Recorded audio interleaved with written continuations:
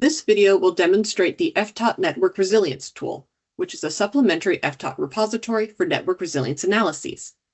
The FTOT Network Resilience tool takes in an optimal FTOT routing solution using the road network only and iteratively disrupts road segments in the optimal solution to see how that solution changes and at what cost. This tutorial assumes that you have successfully installed the main FTOT tool. In addition, you'll need to install Anaconda, which you'll use to set up and launch the Jupyter Notebook used to run the Network Resilience tool. Anaconda is available to download for free.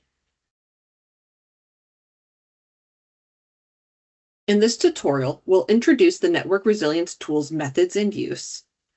We'll see how to download and set up the tool.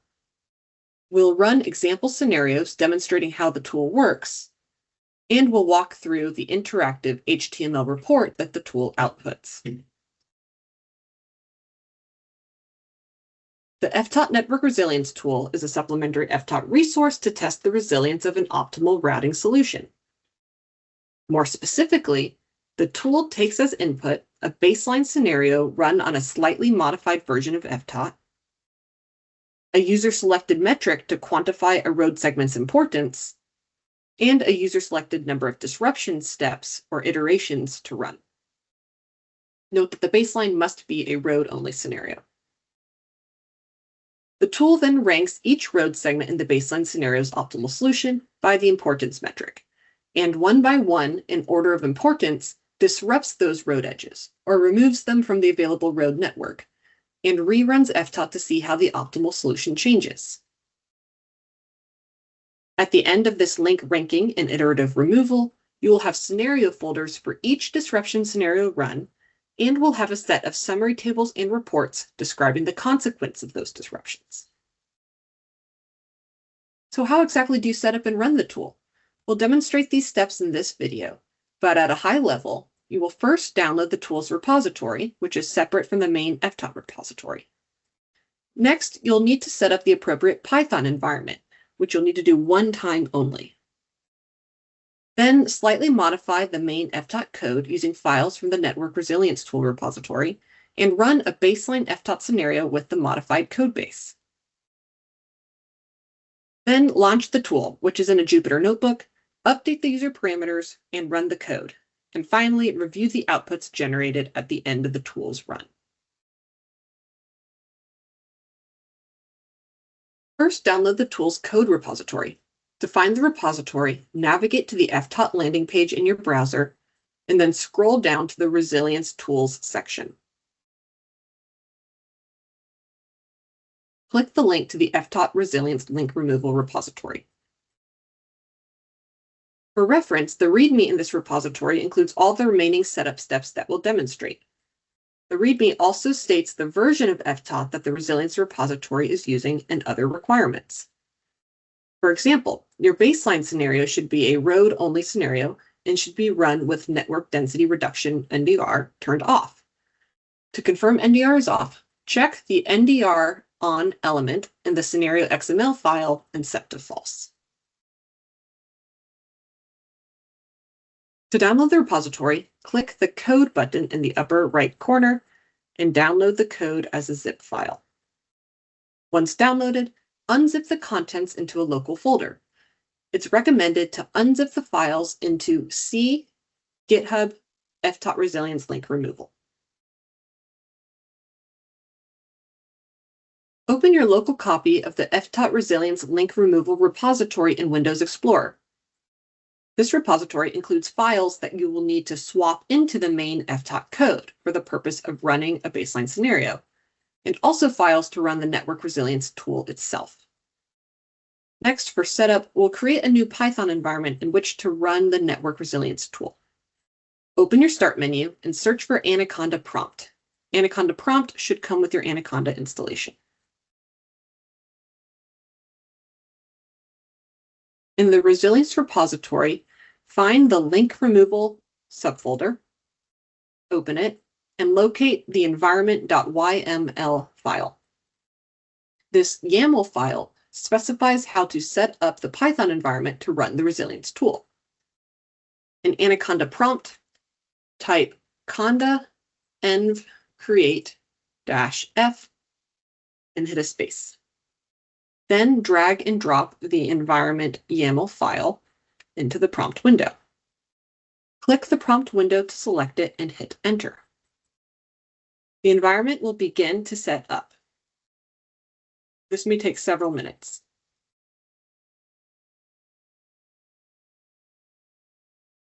Now that the prompt is finished, you've created a new Python environment called FTOT Network Env. You can see the message at the bottom of the prompt window instructing you how to activate this environment, which is something we will do later. The next step is to run a baseline FTOT scenario. However, this baseline should be run on a slightly modified version of the main FTOT codebase. So first, we're going to bring in the modified code files from the resilience repository into the main FTOT repository.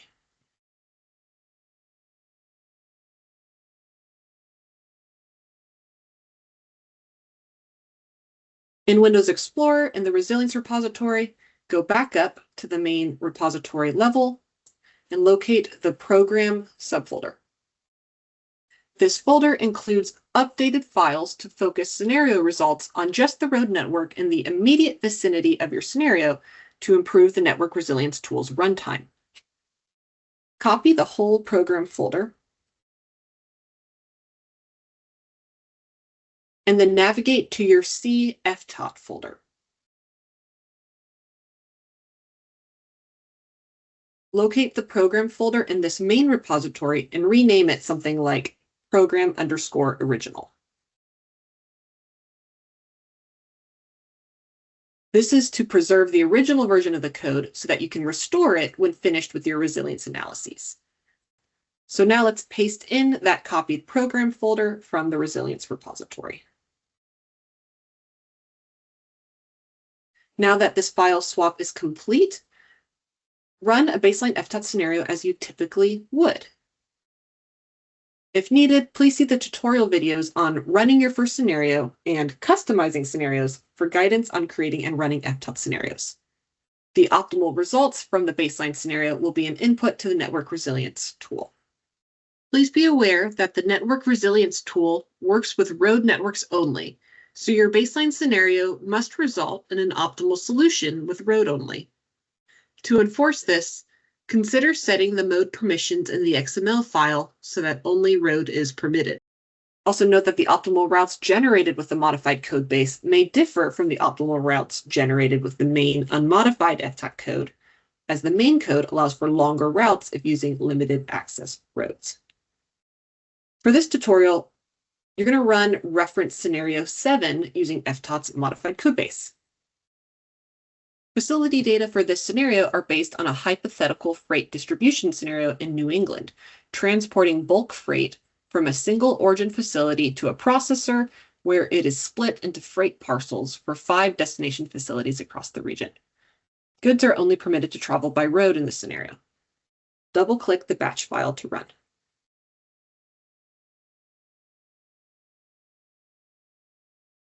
Reference scenario 7 has finished running and the command prompt closed down. Now open the maps folder to take a quick look at the optimal solution.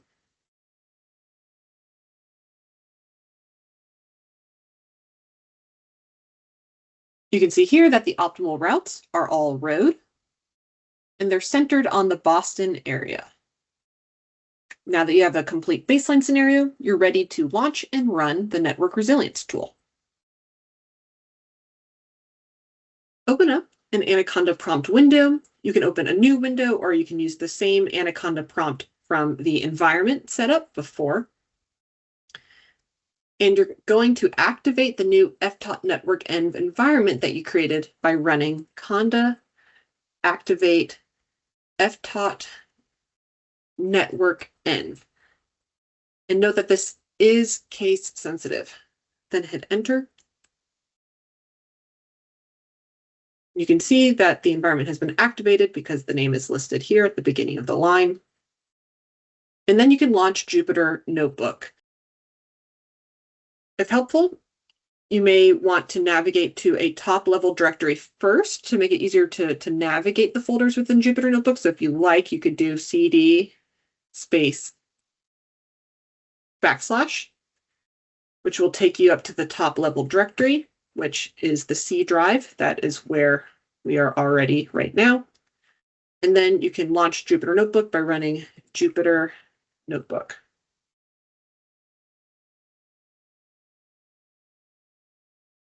See the Network Resilience Tools README file to troubleshoot this step if needed.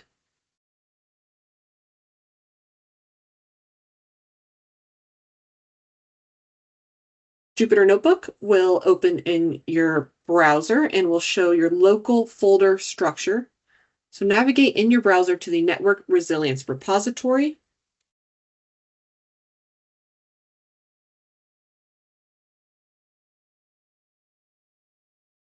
And then open the link removal subfolder. Find Conduct Link Removal and open this in a new tab. The top of the notebook includes some background on the tool's methodology and also step-by-step instructions to update and run the notebook. You'll want to follow these steps now. First, update the parameters in step 1 below. Scroll down to the code block beneath step 1 and update the lines with your baseline scenario information and disruption scenario preferences. In the first lines, type in the scenario name and the file path to point to your baseline scenario of interest. For this tutorial, keep these lines set to the default to point to the RS7 capacity scenario. Then you can choose a disruption type. This specifies how the tool ranks the importance for your network links. V is for volume, which is a measure of background flows on each road link. And BC is for betweenness centrality, which is a measure of network connectedness for each link. If you choose volume as the importance metric, your baseline scenario should have background flows enabled for road in the scenario XML. If you set the disruption type to volume and your scenario doesn't have background flows enabled, the tool will automatically switch the importance metric to betweenness centrality and will print out a notification further down on this page. For this tutorial, change the disruption type from V to BC for betweenness centrality. Next, enter the number of disruption steps. For this example, keep this at the default value of 25 steps. This means FTOT will rerun the scenario 25 times, each time with one fewer road link. Finally, choose whether to output maps for each disruption scenario. To save time, leave this setting as false. Scroll back up to the instructions. The next step is to run all cells. You can do this by going to the top menu bar, click the cell menu, and click Run All.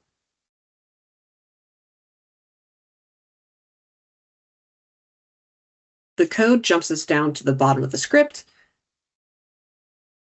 and you can see that the code is running because there are asterisks next to some of the cells.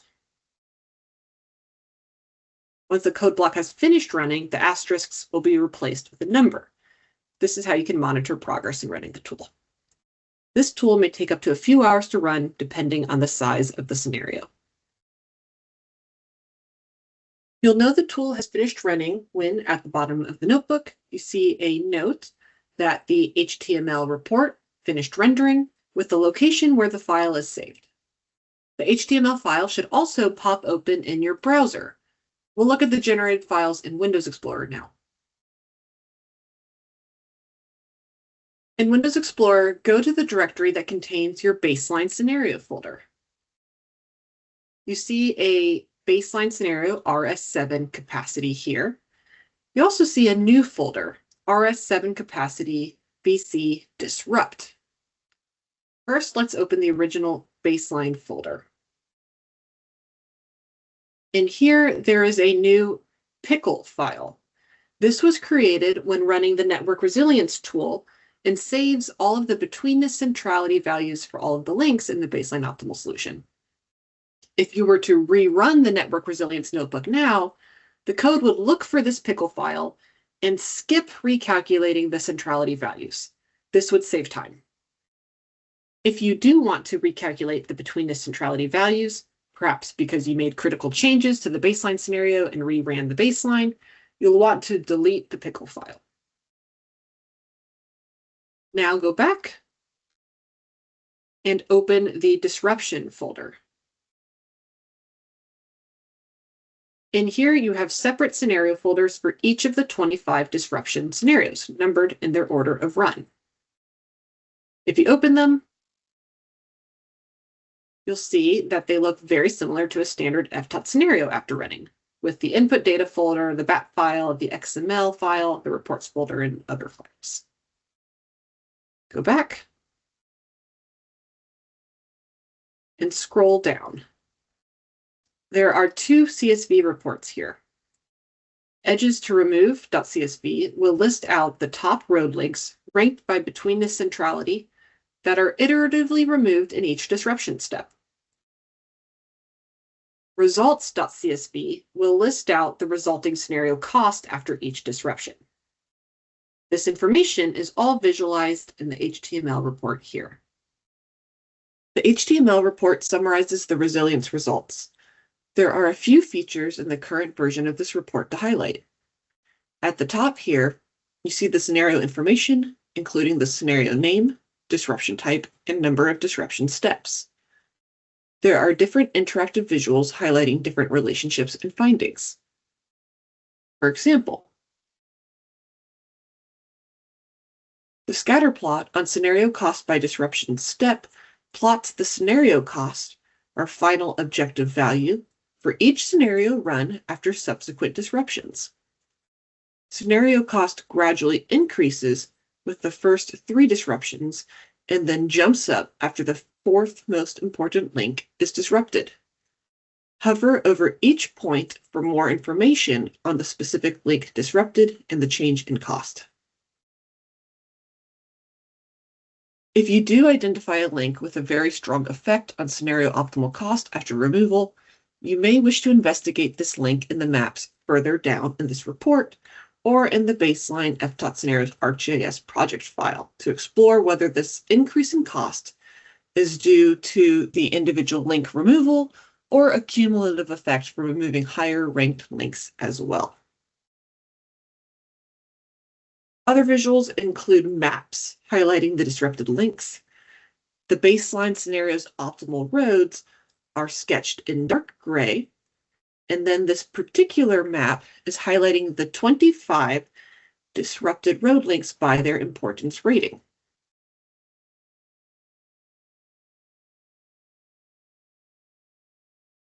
Other tabs have maps symbolizing these links by their total scenario cost and the change in scenario cost after disruption. Feel free to explore the tables and visuals in this report.